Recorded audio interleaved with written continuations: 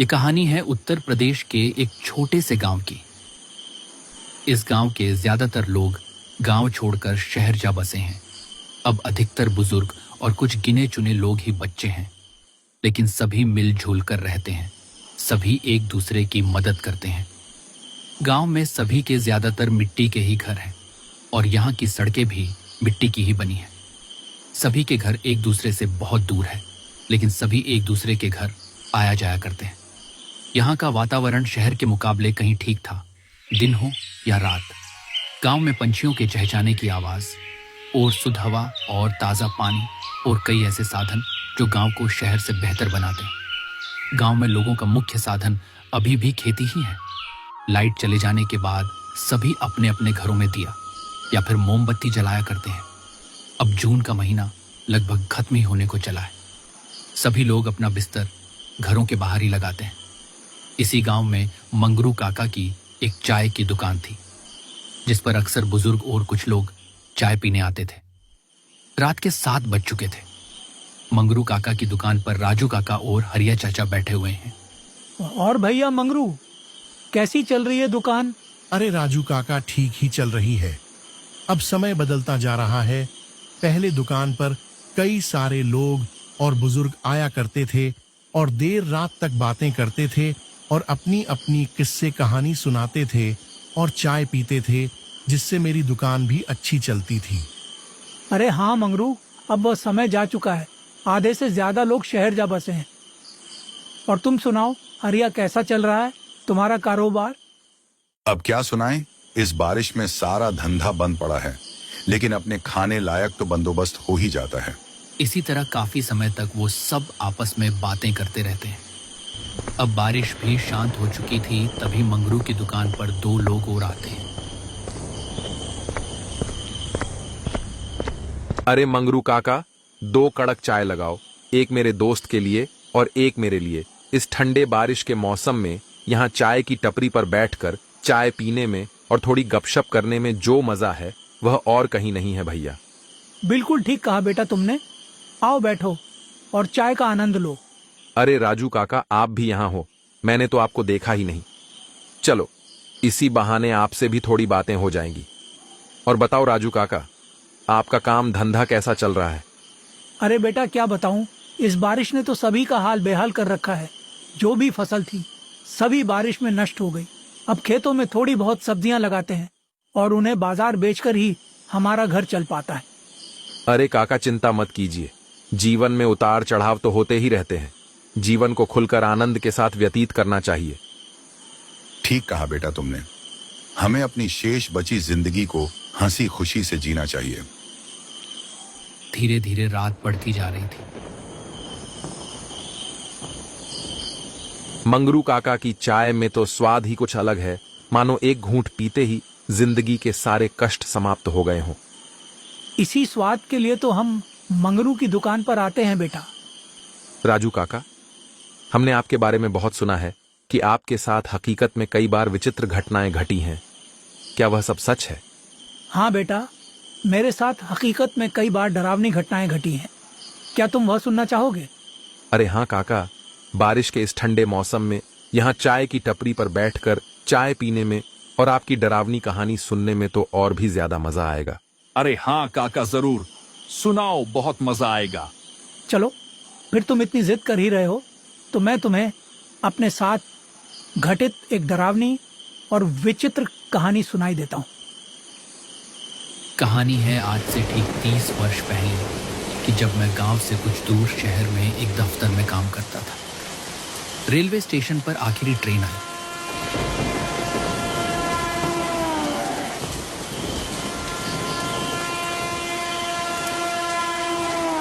जिसमें से मैं और एक और आदमी उतरा, जो कि कुछ अजीब था। रात के करीब 12 बज चुके थे। स्टेशन पर दूर दूर तक कोई भी नजर नहीं आ रहा था। ये तो जाहिर था कि इस वक्त स्टेशन पर कोई भी ऑटो रिक्शा नहीं मिल सकती। मेरा घर स्टेशन से काफी दूर था। पैदल जाने में लगभग 1 से 2 घंटा तो लग ही जाता। मेरी नई नई नौकरी लगी थी, जिस कारण मुझे इतनी मेहनत करनी पड़ रही थी। फिर वह आदमी जो ट्रेन से मेरे साथ ही उतरा था, वो पैदल ही आगे बढ़ना शुरू कर दिया। मैंने पीछे से आवाज लगाई। अरे भाई साहब रुकिए, आप कहाँ जा रहे हो? अरे भाई, यहाँ खड़े रहने से तो बढ़िया ही है कि मैं पैदल ही अपने घर पहुँच जाऊँ। भले ही थोड़ा समय लगे, लेकिन यहाँ रुकने से तो अच्छा ही है। मेरा गांव श्यामपुर यहाँ से लगभग 10 किलोमीटर दूर है। और आपको कहाँ जाना है? अरे भाई जाना तो मुझे भी श्यामपुर ही है, पर श्यामपुर का ये रास्ता तो जंगल से होकर जाता है ना। पैदल इतनी दूर अंधेरी रात में जाना क्या ठीक रहेगा? अरे भाई, अगर तुम इन बातों पर विश्वास करते हो तो तुम मूर्ख हो। मैं तो इन बातों पर बिल्कुल भी भरोसा नहीं करता। तुम्हें भी श्यामपुर ही जाना है तो चलो, फिर मेरे साथ दोनों साथ मिलकर चलते हैं। वो व्यक्ति ये बहुत बोल तो रहा था, लेकिन मेरा उस व्यक्ति पर विश्वास करना मेरे लिए सबसे बड़ी भूल हो गई। मैंने उस व्यक्ति की बातों पर विश्वास कर लिया और उसके साथ गांव जाने के लिए हाँ कर दी। चारों तरफ अंधेरा ही अंधेरा। आसमान में बिजली कड़कने के साथ एक अलग ही सन्नाटा था। बारिश भी धीरे धीरे अपनी रफ्तार बढ़ा रही थी। बारिश की बूंदें भी अब बदन पर सुई चुभना सा लग रही थी, पर हम दोनों आगे बढ़ते ही चले जा रहे थे।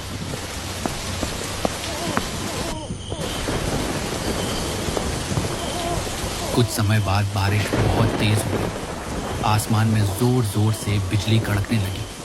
अब हमें लगा कि अब कहीं रुक जाना ही ठीक रहेगा। हमने सामने एक बड़ा वृक्ष देखा और वहीं पर हम दोनों रुक गए। चारों तरफ अंधेरा ही अंधेरा और जंगल से सिर्फ जंगली जानवरों और बारिश की बूंदों के गिरने की ही आवाज़ आ रही थी। और इसके साथ साथ जंगल से कुछ अजीब तरह के जानवरों की भी आवाज़ आ रही थी, पर हम इतना ध्यान नहीं दे रहे थे। बस हमें इंतज़ार था कि किसी तरह बारिश धीमी हो जाए या फिर रुक जाए। वैसे भाई साहब आपने बताया नहीं, आपका क्या नाम है और आप कहाँ से आ रहे हो? थोड़ी देर तक वह आदमी शांत रहता है और फिर बोलता है, क्या करोगे भाई जानकर? कौन सा इस सफर के बाद हमें दोबारा मिलना है? क्या मतलब? मतलब भाई, मैं तो शहर का आदमी हूँ, किसी काम से यहाँ गांव आया हूँ। कुछ समय बाद मैं यहाँ से चला जाऊँगा। अब इतने कम समय के लिए मुलाकात करने से क्या फ़ायदा? ठीक है मत बताओ, पर ये तो बता ही सकते हो कि तुम यहाँ किस काम के लिए आए हो। मैं यहाँ से किसी को अपने साथ ले जाने आया हूँ। अच्छा चलो ठीक है। लगभग आधा घंटे बाद बारिश भी शांत हो चुकी थी। हम दोनों फिर से आगे बढ़ने लगे। ये रास्ता घनघोर जंगल और कच्चे रास्तों का था। गांव वालों का कहना था कि इस रास्ते पर रात को जो भी व्यक्ति पैदल आता है, अक्सर वो गांव तक नहीं पहुंच पाता। अब इसके पीछे का राज तो मुझे भी नहीं पता था। बारिश पड़ने के कारण जंगल में काफी ठंडी ठंडी हवाएं चल रही थी और पैदल चलने में भी काफी मजा आ रहा था। लेकिन जंगल से आने वाली जंगली जानवरों की आवाज कहीं ना कहीं मुझे भयभीत सा कर रही थी। ये व्यक्ति मुझे कुछ अजीब सा लग रहा था, क्योंकि ये ना ही मुझे अपना पता बताना चाहता था और न ही ये मुझसे बातें करना चाहता था। ये सिर्फ मेरे साथ आगे बढ़ता ही चला जा रहा था। इसे मानो बिल्कुल भी डर न लग रहा हो। पर मैंने भी उस पर इतना ध्यान नहीं दिया और मैं भी उसके साथ आगे बढ़ता रहा। तभी हमें सामने एक बोर्ड दिखता है जिस पर लिखा था, अगर आ गए हो तो लौट कर मत जाना और अगर जा रहे हो तो वापस मत आना। मुझे ये पढ़ने के बाद कुछ समझ नहीं आया और मैंने उस व्यक्ति से पूछा, अरे भाई इस बोर्ड पर क्या लिखा है, क्या तुम कुछ समझ पा रहे हो? मुझे तो कुछ समझ नहीं आ रहा। चलो छोड़ो, हमें आगे बढ़ना चाहिए। काफी रात हो चुकी है, ज्यादा वक्त बर्बाद करना हमारे लिए सही नहीं है। हाँ भाई आप ठीक कह रहे हो। फिर से हम दोनों आगे बढ़ने लगे। जंगल से कभी भेड़िए की आवाज तो कभी उल्लू की आवाज लगातार आ रही थी। बारिश रुकने का नाम ही नहीं ले रही थी, बल्कि इस बार तो बारिश ने हद ही पार कर दी। बारिश बहुत तेज पड़ने लगी। हम दोनों भाग भाग कर जल्दी से कुटिया के पास पहुंचे, जो कि सुनसान पड़ी थी, उसमें कोई नहीं था। लेकिन हमने अंदर जाना उचित नहीं समझा, इसलिए हम दोनों बाहर ही खड़े रहकर बारिश रुकने का इंतजार करते रहे।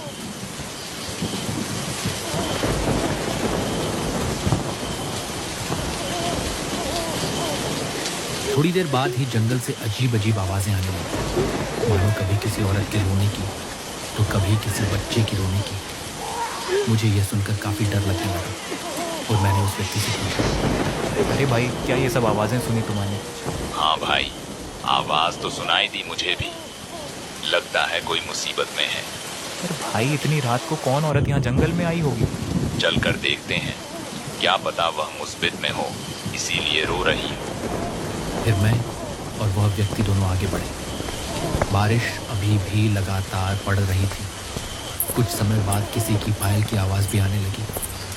हम दोनों ने धीरे धीरे उस आवाज़ का पीछा करा। चारों ओर जंगली जानवरों की आवाज़ और काला अंधेरा और बिजली की आवाज़ के साथ साथ ये सभी आवाज़ें मुझे कुछ ठीक नहीं लग रहा। मैंने उस व्यक्ति से कहा, अरे भाई साहब, मुझे ये सब कुछ ठीक नहीं लग रहा, हमें यहीं रुक जाना चाहिए। कुछ देर तक उस व्यक्ति का कुछ जवाब नहीं आया और जब मैंने पीछे मुड़कर देखा तो वह व्यक्ति कहीं नहीं था। ये देखकर तो मेरी रूह कांप गई। मुझे बहुत डर लगने लगा। अब वो पायल की आवाज़ और उस औरत के रोने की आवाज़ और ज़ोर ज़ोर से आने लगी। फिर मैं वहाँ 1 मिनट भी नहीं रुका और अपने गांव की ओर बढ़ने लगा।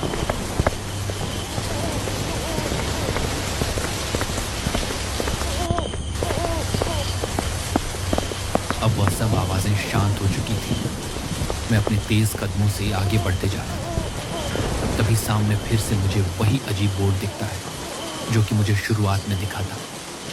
मैं ये देखने के बाद अचंभित रह गया, क्योंकि जो बोर्ड जंगल की शुरुआत में था वो जंगल के इतने अंदर आने के बाद दोबारा कैसे आ गया। मुझे अब सच में बहुत डर लगने लगा। थोड़ी देर बाद फिर से उस औरत की रोने की आवाज़ आने लगती है और लग रहा था कोई मुझे मेरा नाम लेकर पुकार रहा हो।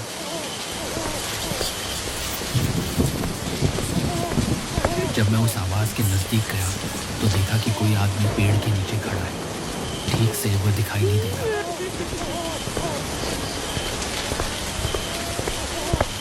जब मैं और नज़दीक गया और देखा तो वह वही आदमी था जो मेरे साथ था।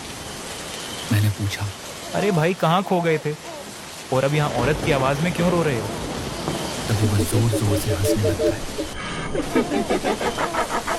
तभी बिजली की एक तेज गड़गड़ाहट के साथ आसमान में रोशनी सी होती है, जिससे वह व्यक्ति अपने असली रूप में आ जाता है और जोर जोर से हंसने लगता है। ये देखने के बाद तो मुझे लगा कि आज मेरा आखिरी दिन है। मैं डर के मारे एक जगह से हिल भी नहीं पा रहा। फिर मैंने हिम्मत करके भगवान जी का नाम लिया और वहाँ से भाग निकला। मैं अपनी पूरी जान लगाकर वहाँ से भाग रहा था। मेरे पास इस समय भगाने के अलावा और कोई दूसरा रास्ता नहीं था। मैं भागते रहा। अचानक से मेरी आंखों के सामने काला अंधेरा छा गया।